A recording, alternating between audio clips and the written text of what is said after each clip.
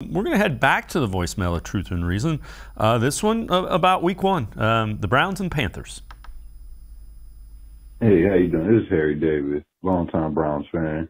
I have a question. I'm wondering why all these sportscasters believe this first Carolina Panthers game is Baker Mayfield versus Jacoby Brissett.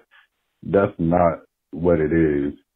Because at the end of the day, I played football for a long time. It's more than that. It'd be different if Baker had an equal offensive line like he did when he came from the Browns. Now he's gone to a significantly weaker offensive line. So it's not Baker versus Jacoby Brissett. It is Baker Mayfield. Can they block for him? Can they stop Jadeveon Clowney and Myles Garrett from hitting Baker? That's more of what it is than quarterback versus quarterback. Thank you. As always, appreciate all of the voicemails. Mary Kay, the Browns know what they know Baker Mayfield better than anybody. And you can be sure they're going to try to expose the things he does not do well. Fair to say that? Oh, absolutely, 100%. And, you really can't 100% change your stripes. He was only traded to the Panthers on July 6th. And even though he spent time in the offseason just, overhauling his throwing motion and doing all those kinds of things, I still think that, when you get in the heat of the moment, you revert back to the things that you've always done. And they do know a lot of those things. They know what his weaknesses are.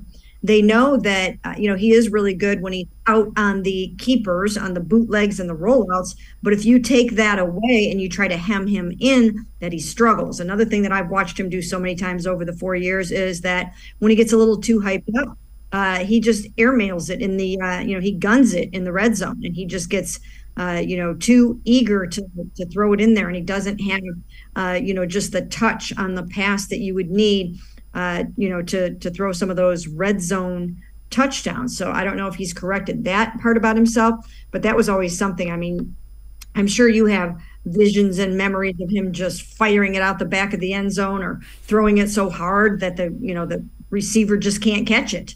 So those are some of the things that he doesn't do well. I mean, and if you can keep him in there, you can get some of your taller guys like Alex Wright batting down passes, and I think that's going to be vitally important. So, these are things that you want to do. I think they should take a page from the Pittsburgh Steelers playbook. Even though Myles Garrett said, it was a different defensive front, I think you can borrow from what they did in Baker Mayfield's last game in a Browns uniform.